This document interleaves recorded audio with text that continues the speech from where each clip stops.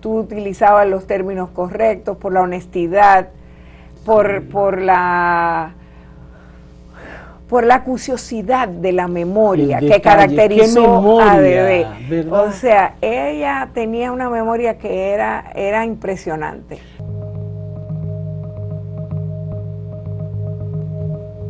Una de las historias más potentes de valentía, de lucha por la libertad del pueblo dominicano y de sacrificio es la historia de las hermanas Mirabal, y particularmente la voluntad de Minerva Mirabal, la madre de Minú Tavares Mirabal, que está aquí con nosotros. Lo que quiero es hablar de este libro extraordinario de Dedé Mirabal, la hermana que sobrevivió a las hermanas Mirabal, que se llama Vivas en su jardín, que ya lleva 5 ediciones, por lo menos en español. Esta es la última edición, la que tengo en las manos, y que es un testimonio muy valiente, es un testimonio muy sincero, muy honesto, descriptivo de lo que era la familia Mirabal y lo que finalmente se convirtió en una tragedia para la sociedad y para el pueblo dominicano, y lo que fue el detonante para el final de la dictadura de Rafael Trujillo Molina y sus secuaces, criminales y bandidos, que cometieron uno de los crímenes más horrendos, planificado, dirigido directamente por Trujillo, con una orden muy clara de que si era mayor a 5 el número de personas que iban con ella, que no procedieran, pero a ellas tenían que matarlas. Estoy con Minú y te agradezco, Minú, mucho que me hayas permitido la lectura de este libro, en primer lugar. En segundo lugar, hay una versión en inglés que acaba de salir, de Vivas en su jardín, las memorias de Dedé Mirabal. Es la memoria más íntima de Patria, Minerva y María Teresa, y de doña Chea, mamá Chea, porque en definitiva está también descrito muy claramente el devenir, digamos, todo el proceso histórico de sufrimiento. ¿Cómo se puede llevar tanto dolor y guardarlo y encerrarlo y no tratar de mantener viva su jardín? Lo que Minerva estaba acostumbrada a trabajar, trabajó un jardín extraordinario en Montecristi con Manolo, hizo uno también hermosísimo en la casa museo en Salcedo. Y quiero preguntarte, bueno, este libro, Vivas en su jardín, es la memoria de Dedé. Así es. Pero al mismo tiempo es un libro que fue comentado por Eduardo Galeano, un libro que fue presentado por Julia Álvarez y que ha tenido una gran repercusión. Ahora se publica en inglés. ¿Qué los ha llevado a ustedes a hacer una publicación en inglés de este libro? Bueno, vamos a ver, vamos a ir por preguntas, porque la primera pregunta que me hiciste, sí, la de ¿cómo se guarda tanto dolor? Es una pregunta que yo todavía me sigo haciendo, que no puedo evitar recordar a cada rato, por lo que mi abuela, por ejemplo, atravesó, por la terrible tragedia, el terrible dolor de perder de golpe sus 3 hijas jóvenes, y además con ella que de alguna manera lo preveía, porque ella estaba todo el tiempo alertando a Minerva y diciéndole: Minerva, te va a matar, no seas así, no, óyeme, el que ama el peligro en él perece, no lo provoques, mira, te van a hacer como le hicieron a tanta gente, que lo han desricado. A los Peroso, a tantas familias que ya se sabía que habían sido asesinadas. Y te van a asesinar, y ella le contestaba: si me matas, sacaré los brazos de la tumba y seré más fuerte. O si no, le preguntaba también: pero ¿y quién va a criar a tus hijos? Y ella decía que la patria se iba a ocupar de nosotros, la patria más libre, liberada, la que ella quería que fuera distinta de la que le había tocado a ella. Como el caso de la que finalmente fue tu madrina, Tonó. Bueno, fue la madrina de Manolo. Fue la madrina de Manolo, sí. Que era la persona que los cuidaba a ustedes de niños. Fue como hermana, porque se crió en mi casa con ellas. Sí, era como la quinta hermana. Era como una quinta hermana, así es. Tonó. Sí, y hay un libro de Tonó muy bonito también. Ella escribió un libro. Bueno, Marta Rivera le hizo una serie de entrevistas y entonces escribió esas memorias de Tonó, que también son muy cercanas, porque ella también lo ve desde otra perspectiva. Pero es un libro muy bonito también. Sí. Pero bueno, este libro de Dedé Mirabal... este libro de Dedé, bueno, tuvo repercusión desde el momento en que desde salió. el mismo momento en que salió, así es. Y esa primera edición se agotó prácticamente de inmediato. Y en ese momento fue Aguilar que lo publicó. Y después lo publicó también otra editora, Vintage Books, en Estados Unidos. O sea que al principio se vendieron 3 ediciones así como pan caliente. Además de que ganó un reconocimiento en Casa de las Américas. Ganó un reconocimiento en la Casa de América. La Casa de América en España. Fue Premio Planeta. Entonces, o Premio Debate, perdón. Premio Debate y ganó ese premio, una mención especial y recomendación de publicación, por eso es que lo publica Vintage Books después, y ganó también el Premio Nacional de Literatura en el 2010. En el 2010. En el 2010. La Feria del Libro. En la Feria del Libro. Sí. Le dieron el premio Nacional de Literatura en la Feria del Libro. Entonces, o sea, y yo entiendo por qué, porque la verdad es que tal vez tú utilizabas los términos correctos, por la honestidad, por la acuciosidad de la memoria que caracterizó a Dedé. ¿Verdad? O sea, ella tenía una memoria que era impresionante. No, ese momento, por ejemplo, los momentos que ella relata describiendo a sus hermanas, describiendo a Patria, su manera de ser, describiendo a Minerva, describiendo a María Teresa, el cabello de una de ellas, los vestidos, todas las costumbres que se... Y todos los detalles. Exactamente. Sí. Entonces, es una memoria virtuosa, pero además ella recuerda los detalles, los nombres de la gente que era solidaria con ella, que las acosaba, los nombres de los personajes. No, era impresionante. La memoria que tenía era prodigiosa. Pero además eran los nombres de Salcedo, de Ojo de Agua, de La Vega, de San Francisco de Macorís, que eran los lugares, Santiago, que eran los lugares a donde, bueno, Minerva tuvo que ser enviada al Colegio de la Concepción. De La Vega. De La Vega, para poder cuidarla y protegerla y evitar que produjese... No, ellas fueron todas al colegio, sí, fueron todas. Pequeñitas fueron las 3, Patria, Minerva y Dedé, fueron al Colegio Inmaculada Concepción, y después María Teresa, que era con mucho la más pequeña, porque Minerva le llevaba 9 años. Y entonces también fue al colegio, y bueno, yo también, a mí fue que me llevaron para el colegio para sacarme del momento de la tragedia. De la tragedia, Entonces Dedé, precisamente, que para mí es mamá, ella fue que me llevó al colegio y le pidió a las monjas que me dejaran ahí, porque imagínate, acababa de ocurrir la tragedia en noviembre, eso fue en enero del 61, y mi papá estaba desaparecido. Papi, Leandro y Pedrito, los 3 esposos, no se sabía si estaban vivos.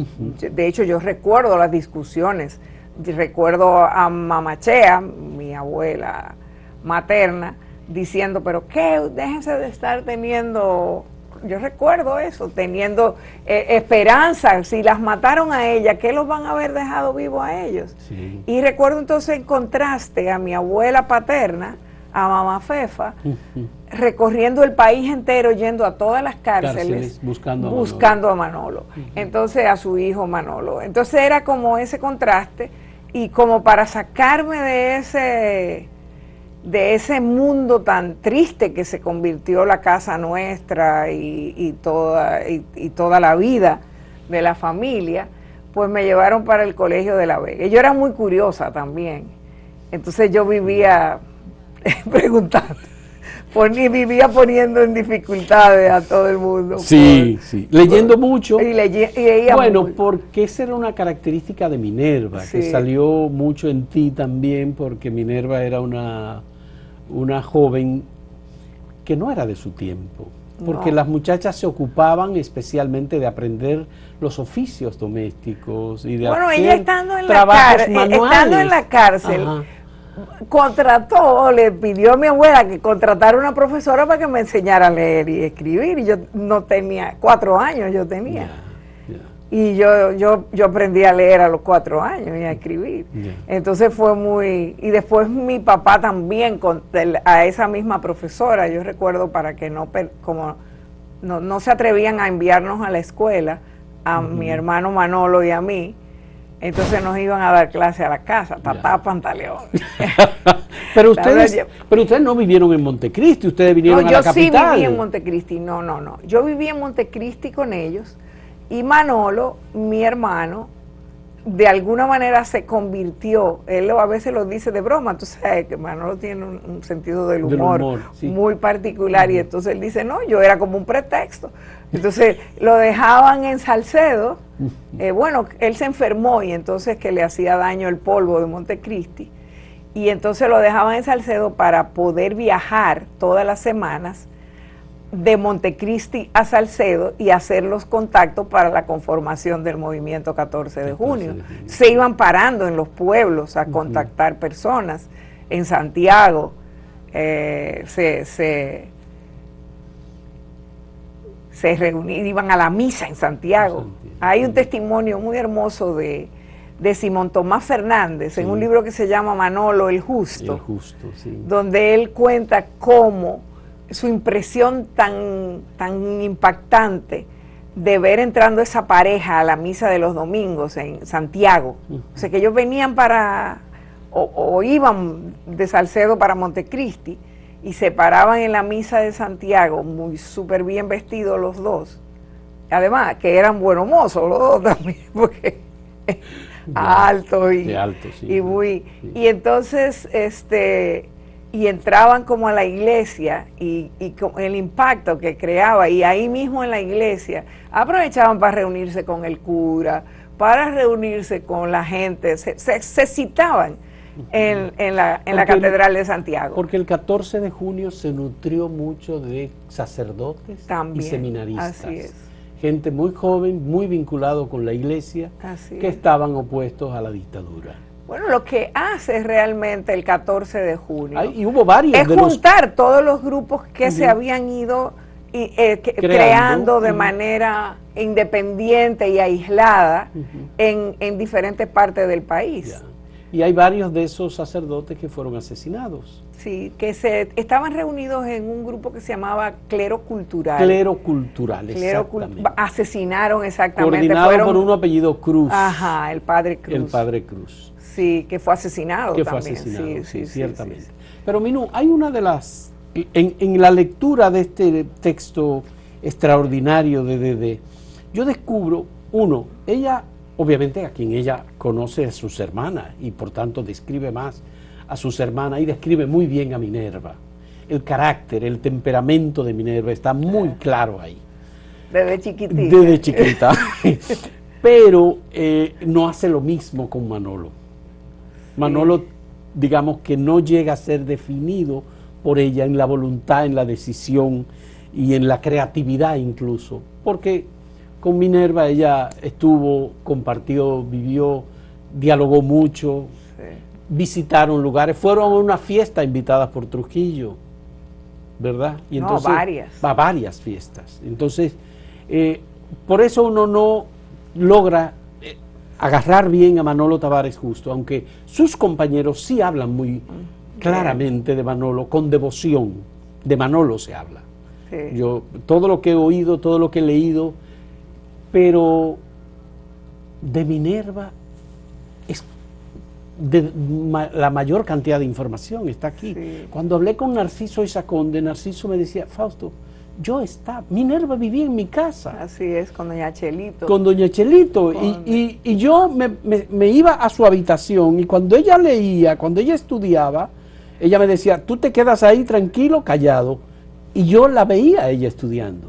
Porque ella estudiaba en voz alta, todo el mundo dice sí, eso, claro. O Fafa Taveras, que decía, yo era el muchacho demandado de Minerva, en Salcedo, porque venían de ahí todos. Entonces uno conoce más a Minerva que lo que puede conocer, digamos, en estas historias. Sí, pero ella tenía una admiración muy grande por Pero ella papi. fue la que decidió el nombre de 14 de junio, por un lado. Minerva, fue sí, Minerva. Exacto, ella es que lo propone. Él lo propone. Incluso aquí hay el relato de una fiesta en una familia de Alcurnia en donde se habló de la creación del movimiento 14 de junio. Digamos que... O sea, eso fue en la casa de Yuyo de Alessandro. Yuyo era sobrino de mi papá. O sea, esas cosas de las sociedades pequeñas. Yuyo era sobrino de mi papá y al mismo tiempo era cuñado de Ramfis. También. Yuyo de Alessandro, que fue también de los fundadores del movimiento 14 de junio, a pesar de tener esa relación, y se salvó de Chepa, porque logró esconderse, que unos curas italianos lo escondieran y también lo ayudaran a salir del país con un pasaporte falso y vestido de cura, en su casa, con la hermana de Chanchana. Chanchana, sí. Chanchana era la esposa de Ramfis. Ahí, cuando viene el triunfo de la Revolución Cubana, el 1 de enero del 59, el Día de Reyes del 59, eso. Ahí en esa casa, en una cena en la que estaban Leandro, María Teresa, Minerva, Manolo y Josefina Ricard, la hermana de Chanchana y esposa de tío Yuyo, ahí es donde que Minerva dice, si, o sea, mira, ya lo lograron en Cuba, tumbar a Batista, vamos a... El movimiento 26 de julio. Exactamente, vamos nosotros, ya no podemos esperar más, y ahí deciden salir a buscar y a conformar el movimiento ya de manera definitiva. Y unos meses después, entonces, pues, en medio de lo que hacían, porque empezaron también un contacto bastante permanente. Me ha sorprendido mucho en mis investigaciones descubrir que era bastante fluida la comunicación con el exilio, con los dominicanos que estaban en el exilio, sobre todo los que estaban en Nueva York. Sí. O sea que hay un ir y venir de información, que por cierto hay una película que hicieron unos peruanos, chilenos aquí, sobre los hermanos Fuentes Berg, que trabajaban como pilotos, y ellos eran que llevaban información, y que ellos fueron que llevaron, por ejemplo, la foto del teniente Mesón cuando lo estaban torturando, ahí, del soldado. Sí, ahí en eso participaba Pipe Faxa, participaba también Juan Miguel Román, también participaba, y tuve la oportunidad de entrevistar a Gala Melgarejo, que es José Francisco Melgarejo León, un piloto de la época de Trujillo, pero que había iniciado la aviación, y era la persona que tenía el contacto con uno de los Villeta, que había un hermano que sacaba las fotografías que eran para Trujillo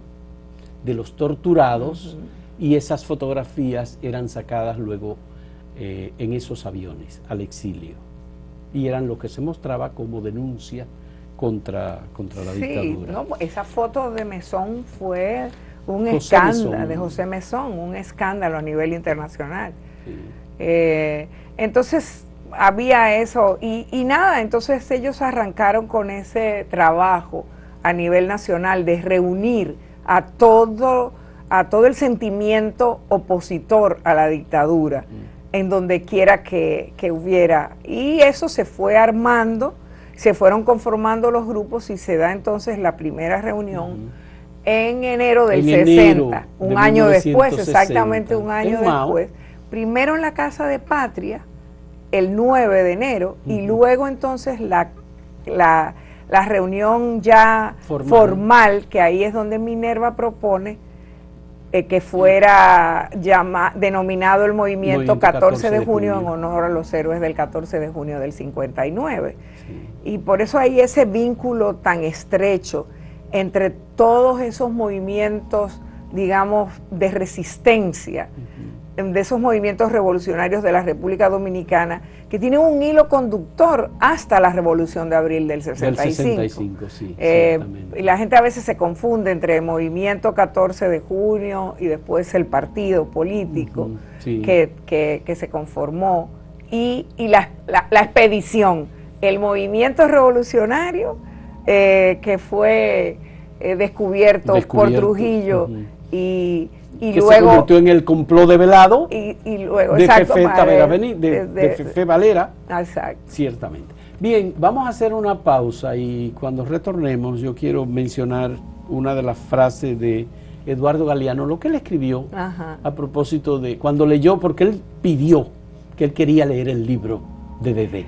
Sí, ahora te cuento. Me cuenta. Volvemos en un momento en este diálogo con Minú Tavares Mirabal a propósito de Vivas en su jardín, memorias de Dedé Mirabal, que es también la mamá de Minú.